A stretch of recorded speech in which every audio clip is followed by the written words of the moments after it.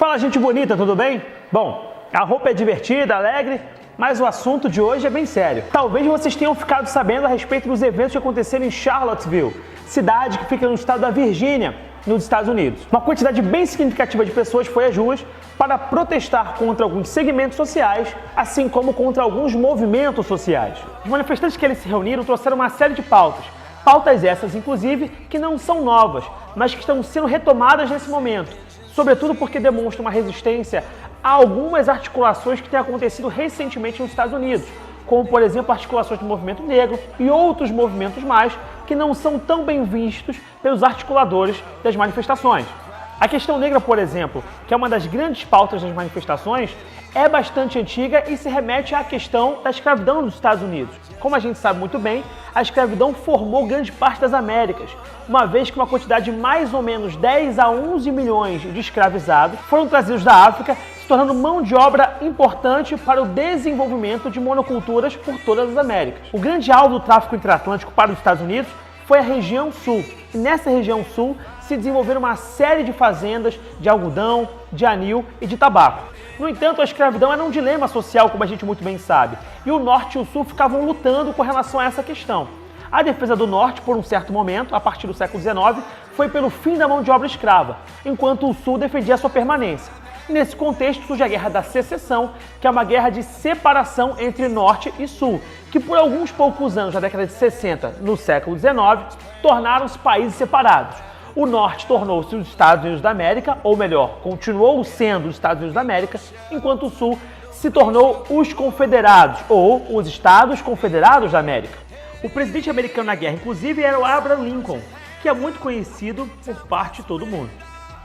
Ao fim da Guerra da Secessão, o Norte reincorporou o Sul, impondo as suas vontades, inclusive a questão abolicionista. No entanto, os sulistas não aceitaram isso muito bem, o que fez com que surgisse uma série de grupos de supremacia branca, entre eles a Ku Klux Klan, ou KKK. Esse grupo continua operando desde o século XIX até hoje, passando por fases diferentes e reajustes na sua agenda e natureza política. O fato é que a noção de supremacia racial ainda é muito constante, o que traz muitos dilemas para os Estados Unidos, uma vez que a população negra constantemente reclama das formas de abuso que sofre nas relações, por exemplo, policiais, o que gerou um movimento conhecido como Black Lives Matter. Não é novidade para ninguém que há dilemas sociais e raciais muito fortes nos Estados Unidos. No entanto, é importante perceber e tentar entender qual foi o estopim para essa movimentação específica.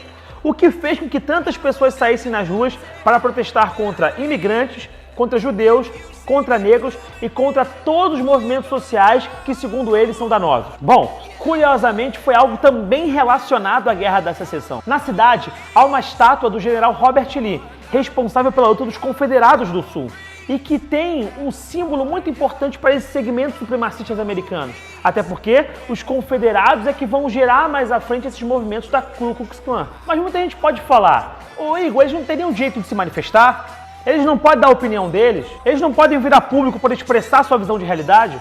Olha, pensando numa questão de democracia, seria lógico abrir espaço para outras vozes. O problema é que aquelas são vozes que querem deter vozes diferentes, não apenas do ponto de vista dialógico, mas de fato impedir a existência de gente diferente. É uma negação da diversidade por meio da violência. Segundo algumas notícias jornalísticas, alguns deles inclusive se auto-intitularam nazistas, que no caso é um movimento político do século XX que é muito associado à ideia de centralização, autoritarismo, negação do diferente, censura e todo tipo sórdido de regulação sobre a vida das pessoas. Ou seja, é uma ideia de buscar publicamente um espaço democrático para a fala, para promover uma ideia que é exatamente tudo aquilo que a democracia não defende, através de ações autoritárias e centralizadoras, como já falamos, o caso do nazismo. E esse é um excelente exemplo para poder se mostrar como essas ideias supremacistas e como as ideias nazistas e como a questão dos confederados, elas podem se embrenhar de um modo a criar um movimento completamente anacrônico para muitas pessoas. Muita gente não entende como isso ainda pode existir, mas o fato é que o nazismo e noções de supremacia e todo esse tipo de resistência ao diferente não morreu no século XX. Essas ideias continuam e perpetuam-se. Tanto é que há neonazistas e outros movimentos mais de resistência à diversidade ou à democracia que a todo instante vão se desenvolvendo, vão se desdobrando em novas coisas e vão ganhando novos aliados. Sendo assim, nunca se pode pensar, por exemplo, no nazismo como algo morto próprio do século XX, mas sim como algo que continua resistindo e se reconstruindo a cada novo tempo. É claro que esse caso não deve ser generalizado, supondo que todos os americanos estão de acordo com aquelas ações, mas é sempre importante acompanhar de perto, até para saber o nível e profundidade desses movimentos e quão mais longe eles vão conseguir chegar através de suas ações.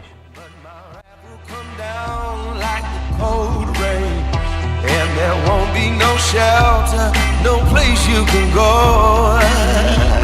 Hey, hey.